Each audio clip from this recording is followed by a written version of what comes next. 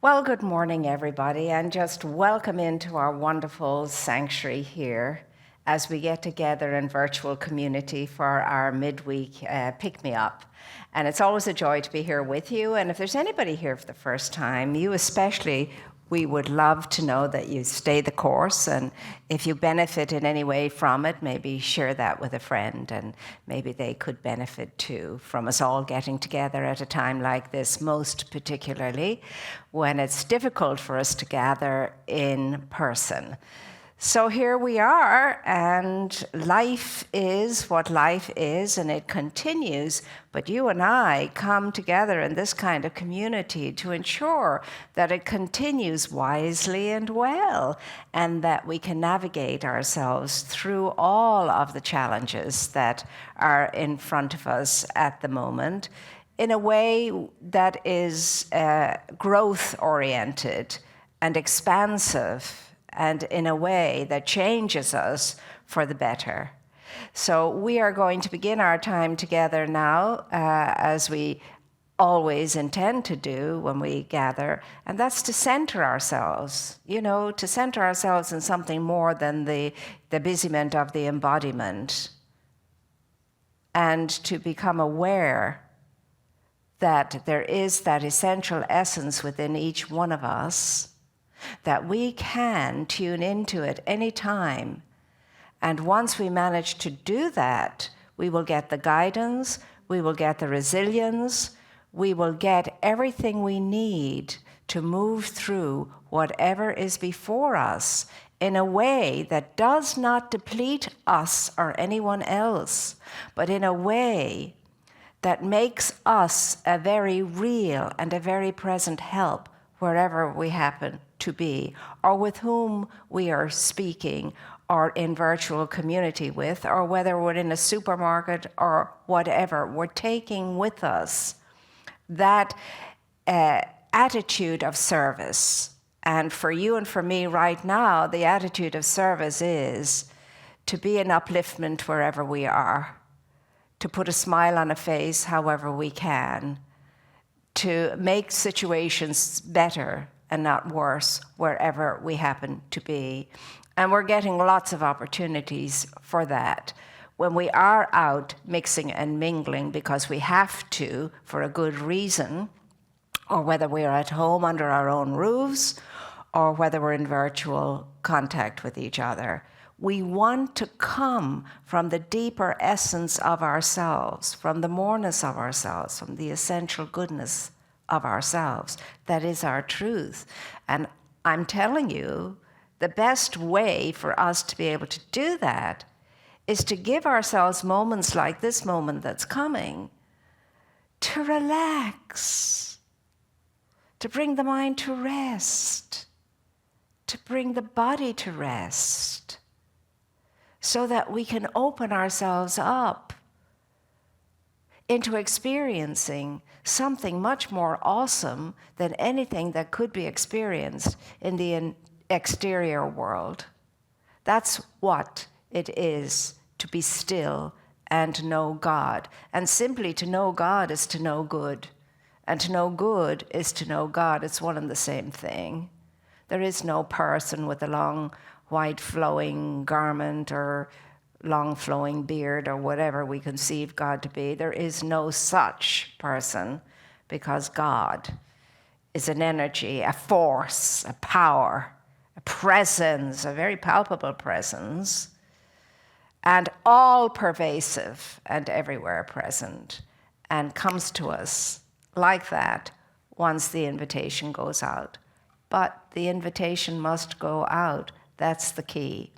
Spirit must be invited. That's why we're told to court the presence. The presence is always courting each one of us, but we get to court it back. And when we do, we can leave all the sorrows and sadnesses and challenges and fears and anxieties behind and enter in. And enter in. That's what it is to enter in. So join me now in a moment of entering in. And as you know, we here practice that way through the breath. The breath is the portal to entering in. So I'm going to invite us all now just to focus on breathing. That's all. Because it's not something we do consciously throughout our day. It's an unconscious activity. But now we are going to connect with the breath of ourselves, which is the eternal life of ourselves, the ongoing aspect of ourselves, because within the breath is the spirit. And so we're going to breathe it in and we're going to breathe it out quietly. And just focus on I'm breathing as deeply as possible and expel as much as possible of that air from the lungs.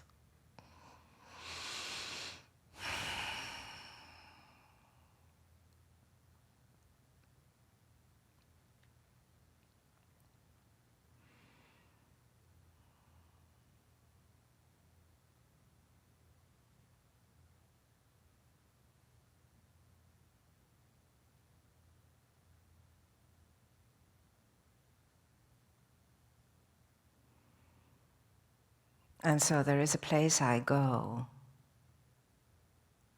a place deep and vast inside of me that expands me into all that is when I am consciously breathing.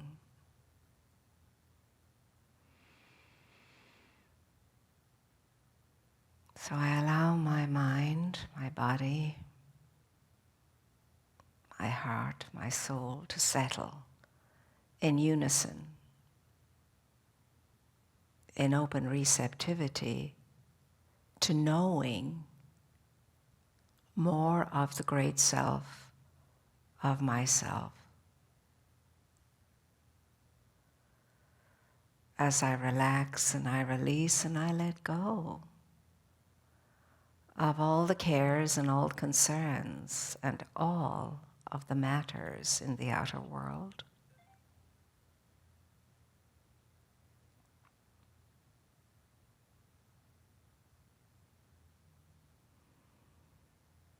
And now my focus is simply on God the good, good the God, good and only good. Good, amazing mental health. Good, amazing emotional health. Good, amazing physical health.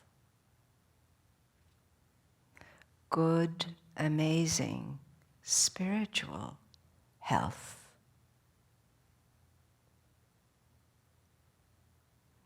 And I breathe in and breathe out knowing I am ready to experience health in all of my affairs, in all aspects of my life.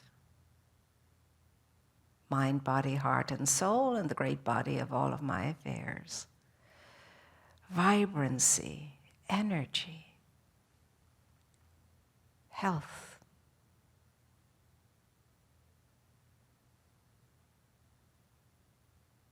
I allow the mind to rest and be in peace. I allow the body to rest and allow its natural, perfect, infinite divine way of conducting all of the functions of my body. Now that there's no interference through any kind of concern. Just let it get on with its beautiful, amazing work of sustaining and maintaining my health of body. And I allow that same breath of life to move through my emotional body, bringing it to equilibrium and balance. evenness and calm.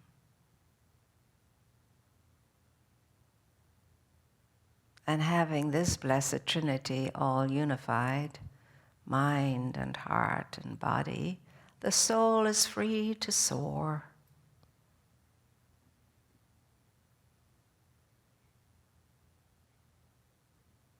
So I bless myself. I bless my state of being, my divine state of being that takes care of my human state of being and allows me, wherever I am, however I am, with whomever I am, on this plane and all planes, to flourish, to thrive,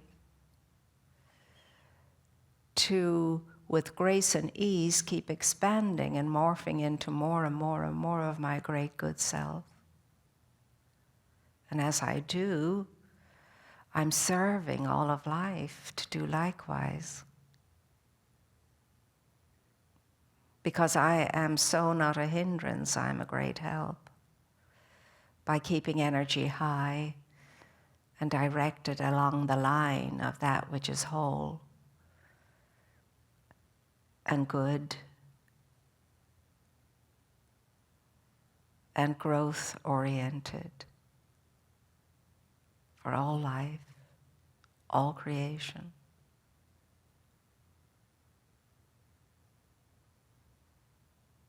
And now I listen. Just listen. I allow my thoughts to be at rest, to slow down. And as a thought comes, to allow it to flow on, while the energy I sustain at the level of peace and centeredness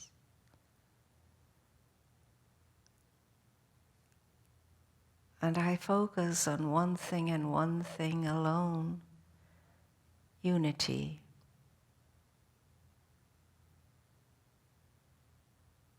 That sense of all being well, because all that I am is in harmonious flow.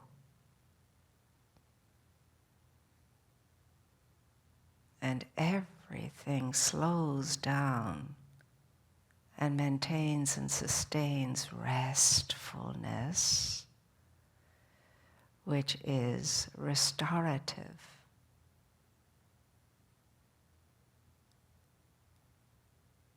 Restfulness, which rejuvenates, recovers.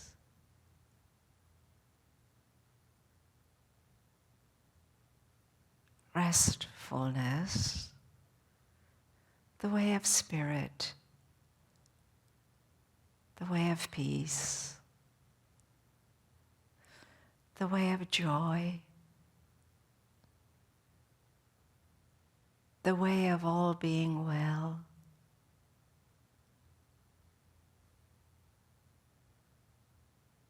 The way of fearlessness.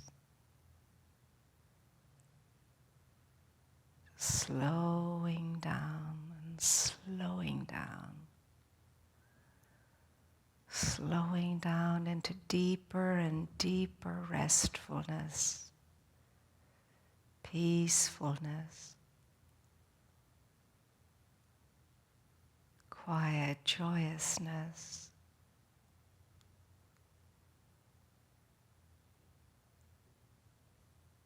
Wholeness,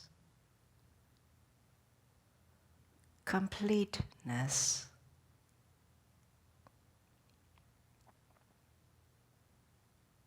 pure wellness,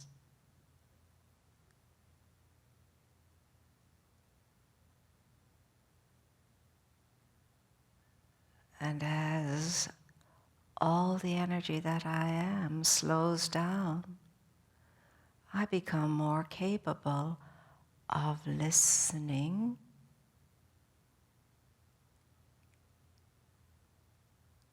more open to inspiration, of perceiving,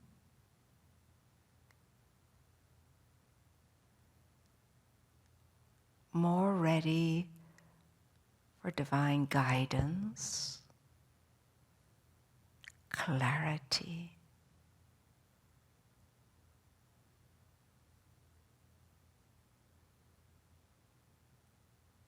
nothing to do except be. Just being in the restfulness, in the peacefulness, in the joyousness, in the oneness.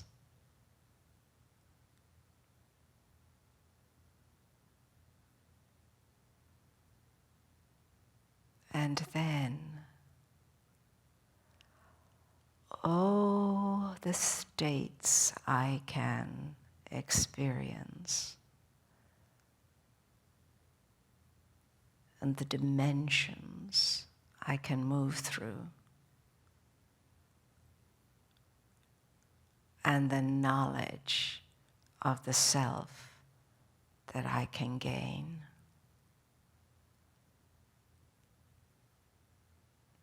In stillness, in quietness, in peacefulness, in unity, the one.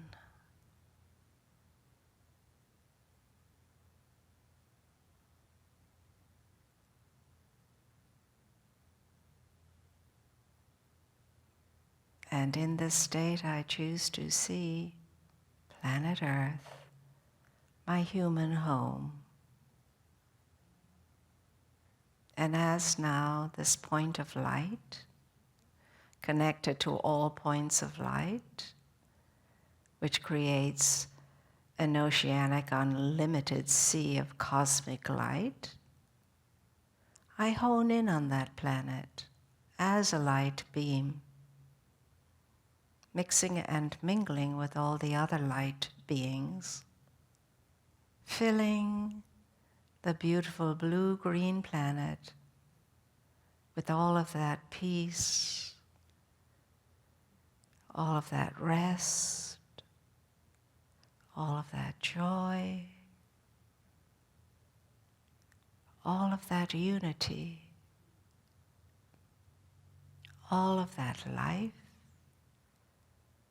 all of that light,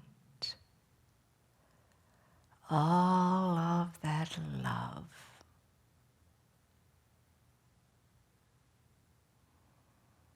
And I see the hunger and the open receptivity for healing, for unity, for fullness and plenty, for all life, for fellowship, for peace, and for goodwill.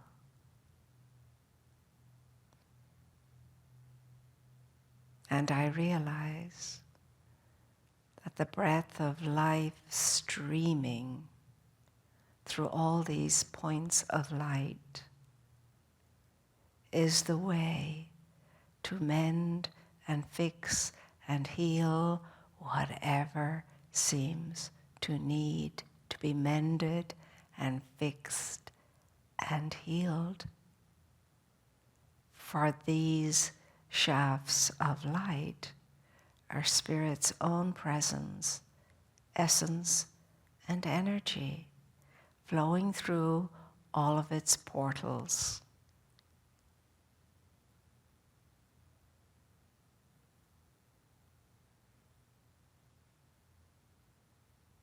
And so change is occurring, and change for the better, on the three-dimensional plane of planet Earth, moving through all of its inhabitants, human and otherwise, and through all of creation.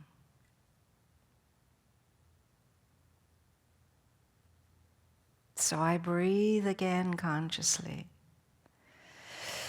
I breathe in that light and I breathe out that light as a blessing, as amazing grace, flowing in with its wholeness, flowing out with its wholeness, so that I become the conscious portal for Spirit's own life to express itself through me and all its individualized expressions throughout creation. So I'm ready now, feeling so together, mind, body, heart, and soul, to come back into this plane, into this day, into this time now, feeling blessed, richly blessed, better than ever before, ready to embrace the rest of this glorious day and know it could be, at my choosing, the very best day that I have had on this plane to date. It's all mine for the knowing and the choosing and the affirming. So I know it, I choose it, and I affirm this the best day ever. Full of wonderful expected and unexpected good, full of wonderful opportunities to make a difference, full of divine inspiration moving through me, advancing me, filled with the sense of the lifefulness of Spirit in all aspects of my being and life on this plane. Mine for the choosing, mine for the affirming. And so I affirm by sending forth what I have known, seen, stated into the cosmos and beyond, absolutely knowing and feeling already that I am being responded to affirmatively as I in gratitude and faith say, and so it is. And so indeed it is. I find it difficult leaving that state and coming back so quickly. But one only has to have a second of it to be filled with it and empowered by it. And enlightened as a result, always a little bit more and more and more. So, what's in a day? Who knows? This morning when I awoke, the same book came to me. Scoville Shin's book, Your Word is Your Wand. And it's an amazing little book because it's so simple. I mean, it's stated in such simplicity. And they're just bite sizes, not great big deep chapters, just bite sizes. So the one I opened up this morning was on success, which surprised me because success wasn't the topic I was thinking about at the time. That can come at a later date, but it's success, and it's only not quite 2 pages. And here this wonderful lady says, now you may think success in this time and this age, I mean, what has success got to do with much, if anything? We're all just mostly trying to survive and get by and so on and so forth. A majority of people would probably say that. There are those who do flourish and thrive in circumstances such as these. It's always been so. Most of the millionaires came up through the Depression, etc. But it is success we're supposed to be looking at. And she says, There are certain words or pictures which impress the subconscious mind. Well, we know that by now. We're all the time deeply impressing our subconscious mind. That's through the way we think and feel. For example, a man called asking me to speak the word for his right work. She gets straight to the point. I gave him the statement, "Behold, I have set before you the open door of destiny, and no one shall shut it." And then she says, he didn't seem to be moved by it at all, and quickly I added, "And no one shall shut it, for it is nailed back." The man was electrified and went out walking on air. Well, I'm sure a few more things happened before that happened, but it worked, you see. An affirmation can work like that. It can slap you up the side of the head and wake you up. Within a few weeks, he was called to a distant city to find a wonderful position which came about in a miraculous way. And as she talks about all the affirmations and all of the demonstrations she shares, she always talks about a miraculous way and everything. Well, you know, who was it that said, and I know you know who was that said, either you believe that nothing is a miracle or everything is a miracle. And I'd rather choose to think everything is a miracle, because really it is. I mean, did you often stop and say to yourself, "Oh my God, how did that happen?" A good thing. It's a miracle. We do it all the time. It's not that a miracle is not something that we can understand at some level. We can understand it at some level. But just a miracle is something that doesn't normally happen, or there's no good explanation for it, like something supernatural. But we know now there's nothing supernatural. It's all natural super. So a miracle is a natural super. See what I'm saying? Probably not, but it doesn't matter. It comes to us all in our own way.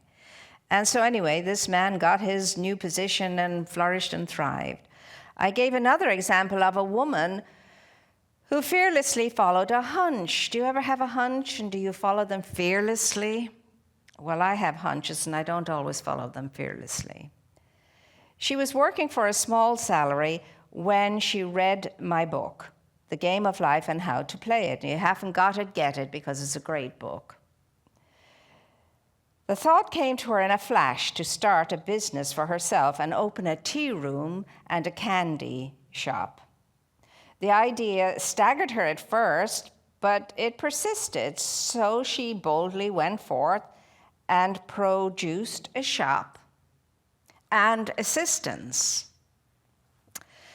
She spoke the word for supply, for she did not have money to back her enterprise. It came in miraculous ways, and the shop opened. One day, being a holiday, her assistant became gloomy and she said, "Oh, I don't think we're going to do much business today." My student, however, replied that God was, now where am I? I missed a line, there it is. Yes, Florence replied, "God is my supply, and every day is a good day." Well, of course, that's what Florence is going to say. In the afternoon, an old friend came into the store. We talked for quite some time. He bought 2 pounds of chocolate, and then he gave me a check. And when I looked at the check when he was gone, I found that the check was for $100. So it was indeed a good day. $100 for a box of candy. She says every morning she enters the shop, the lady, with wonder and awe, and gives thanks that she had the fearless faith that wins. She had fearless faith that wins. So basically, this is not about success so much as it is about faith. Faith in what? Because we all have faith. And unfortunately, most of us have faith in the not so good things. You've often heard yourself say, "Oh, I knew that had happened. Oh, yeah, you could see that coming up for her." See, And so we have faith in the negative instead of faith in the affirmative. So everything in your life and my life, as far as it being a whole, fulfilling, wonderful life, has to do with faith, has to do with belief. And the belief is either everything is a miracle or nothing is a miracle. Either the glass is half empty and depleting itself, or half full and filling up to spilling over. Most of us fall into one of those categories or the other. Now, which one are you in? Which one am I in? It's good to ask ourselves, because when we get to the mid-range of the glass being half full, you and I have a decision to make. You know, are we going to say, oh, okay, so what's the use? It's going to happen. Or do we say, oh, goody, I have half a glass, it's going to fill up now. Because I know that my supply is not of this world. My supply is from my source, the creator, the sustainer, the maintainer of my being, and the lover of my soul. What's it going to be, especially in these times? I'm telling you, it takes stalwart, careful monitoring of our minds and our emotions to walk steadily through all that's going on in our lives right now. Otherwise, we could just lie down and give ourselves up to all of it in helplessness and hopelessness. We're not going to do that. It's not who we are. It's not who anyone is, actually. No one is made to be a victim or give up. Quite the contrary. We're all created victors. But you and I have to move into that understanding, and that's not always easy, is it? And especially at these times are our greatest opportunity of all to come to ourselves. If not now, my goodness, I don't know if ever we would. We have the opportunity now to really take a deep look at our own life, and never mind anybody else's or anyone else or anything else out there, but our own life. Who am I in all of this? Who am I in all of this? Why am I here in the midst of all of this? Why this time? Why now? Why, when I'm just getting on my feet and things are going well, to have all of this to contend with, the whole thing falling in on top? Well, why not you, and why not me? I'll tell you why. Because we put our hands up and said, yeah, I'll go. I'll help out, when we were on the other side. That's why we're here. It's the perfect time for us to be here right now. It's going to tell us who we truly are as we move through this experience and how we'll come through it. It's going to make us strong. It's going to open up the inner aspect of our being. It's going to open the door of the spirit of ourselves so that we can enter in if we so desire. Now, we can blow the opportunity. That's okay, because we have all the time in eternity to wake up, grow up, and be who and what we really are. All the time in eternity, forever and ever and ever and ever. But do you want to keep going around the same old merry-go-round for eons? I'd like to think that, yeah, every time we circle, we're going up a notch. Like the spiral, you know? Spiral goes down, it comes up, and it goes higher. Down, up, and higher in the upward sweep. And so sometimes when it's going down, it looks like you're going backwards. You're losing, the hold you have on it all. Not so. It's the way it's going, like that. The whole thing is in circles and spirals, concentric circles, because we're all attached to everything. We're interrelated with everything. If you look at Van Gogh, he got that idea. He knew that. See all the swirls in his wheat fields and in the sky and so on. He understood how the universe works. It's all kind of a Nautilus thing. So where are you right here and right now in this day, my dear heart, listening in today?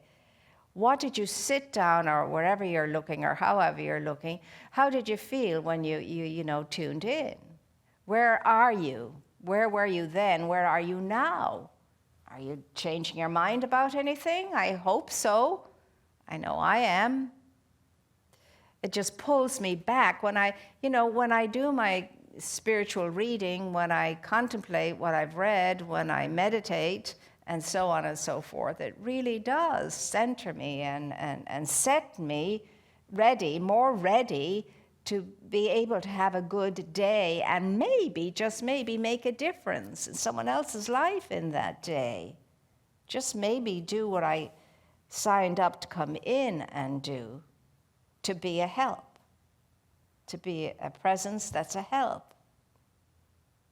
So the question for you and for me is, what is success anyway? Well, what are we talking about when we're talking about success? Well, in my mind now, success means how successful am I as a human being, a spiritual being on this plane in my human experience. How am I doing that? Am I doing it well? Am I, neglecting my commitment when I came in? Am I being all that I can be? Am I the help that I really came in to be and really want to be? But as St. Paul said, the spirit is willing, but the flesh is weak at times. But that's a kind of an excuse too. The flesh is just a suit of clothing that clothes the real essence of you and for me. But we can identify with the suit of clothing, or we can identify with the essence that's wearing it. What is it to be? Because our success as human beings on this plane depend on our choice of thinking and feeling around that whole thing. The egoic mind would have us anchored to the humanity of ourselves all the time. And when we're depending upon egoic thinking and choosing and choice-making from that level, well, it's like random living. It's like rolling the dice. It's chancy. It's dicey, as we say. So for today and the rest of the day, you and I could know ourselves as Spirit knows us, as its own self in expression in a human form, with all of that power available to you and all of that power available to me, its infinite intelligence available to us all of the time. So what does that mean in a nutshell? Bread and butter stuff on planet Earth at this time with all that we are facing into. What does it mean? It simply means this. Endeavor to feel as good as you can. Endeavor to think affirmative thoughts. Endeavor to be occupied with more than yourself at this time. And in some little way, make a difference in someone's life every day if you really and truly can. And I know we all can. So the whole idea now is not to be egoic, self-absorbed, but to be other-conscious as well. When you listen to all of the people that are out there endeavoring to make the world a better place, all of them say the very same thing. Do something for someone else, please. Make someone else's life a little bit easier. Help in some way. Show up in service in some way. And there are bazillions of ways to do that. You don't even have to leave your home to do that. Not at all. You can figure it out. But here's the thing. It's the energy that comes up through you from wanting to be a help, from wanting to make a difference, from wanting to make somebody's life a little bit better because you were in it in that day. It's a beautiful energy that comes with that. And just having the energy is a help. Why is it a help? Because it's high energy. It's affirmative energy. It's good energy, and it's adding to all of the energy in all of life. Because you and I are affecting all of life all of the time through the way we're thinking and feeling. God help us all. So it behooves you and it behooves me as a spiritual practice to feel good. To feel good. To feel able. To feel I can do this thing called life. And more, I can do it well with the help. I'll get by with a little help of my friend, as the song goes. And your friend is your own great good self at the higher level of conscious awareness. Because the only God you're ever going to find, the only divinity you'll find is the divinity that you'll find through your own self. You have to first find that within yourself, and then you'll find it in everything and everyone. It's a piece of cake after that. The hardest thing you and I will ever do is to find divinity within ourselves. Acknowledge it, recognize it, and allow ourselves to become one with it, and then starting to think from it and feel from it and be in it and do from it. That's our job. In any spiritual community, that's our job. It's not pie in the sky, it's not unreal, it's not just wishful thinking, it's not just storytelling, it's the truth. But we will never know it until we give it every chance and opportunity to reveal itself through us by doing the work that is required. And what is that? It's exactly what we started out with in this time together today. To allow ourselves to slow down, to allow ourselves to come to rest, to allow ourselves to breathe deeply, and to allow ourselves in the stillness and in the quietude to be absolutely divinely illuminated and guided, because that's what happens when you keep to the practice fervently. And it seems that's all we have time for, to be in each other's company today, except for to celebrate our fullness and celebrate our wholeness and celebrate our goodness and all of that by sharing. And that's what we love to do when we're together in virtual spiritual community on Sundays and Wednesdays. And so what we have to give, it doesn't matter what it is. It has nothing to do with size. It has nothing to do with amount. It has nothing to do with anything except the spirit of giving. That's all it has to do with. And my intention for all life and living to be able to sustain and maintain itself in a wonderful way. And so this, as I see it, is a celebration of fullness and plenty. Anytime I give anything, it's a celebration of fullness and plenty, that I have enough that I can share from. Isn't that wonderful in a world where very few people can do that? The majority of us cannot, as yet. But with our help and with our sustenance in mind, body, heart, and soul, and prayer and good intentions and good deeds, that will happen. That will happen. It has to happen, because that's the divine design for everything and everyone. So now we take our gift between our blessing hands and we say, divine love consecrates my gift. It goes forth to heal, to bless, to prosper all who give and all who receive.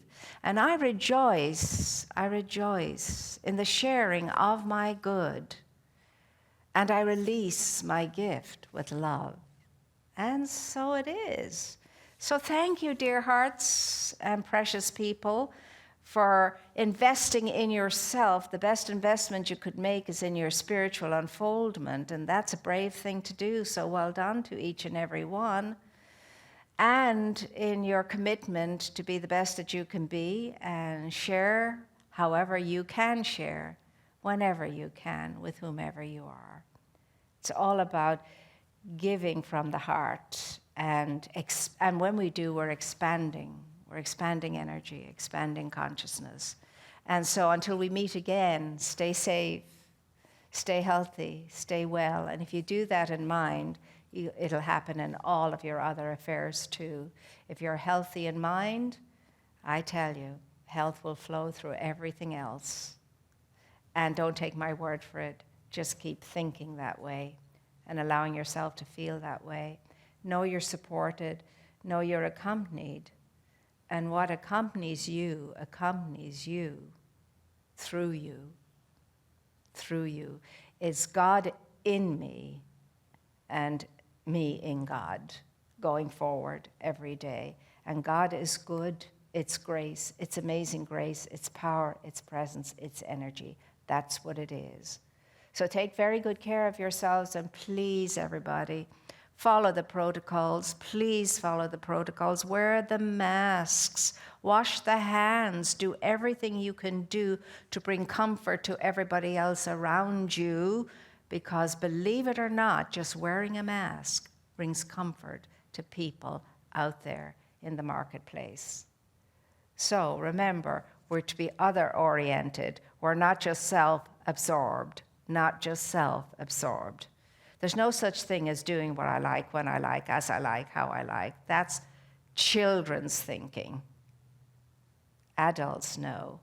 We are here for each other, not for ourselves alone, but for each other, to hold each other up, to support each other, to bring each other along. No one left behind. So again, I say to you, take care, be mindful, be grateful above all things else, and know deeply within yourself you are loved and you are cherished, and you have a power and an essence within you that can take care of everything that's going on right now in your life and in the world.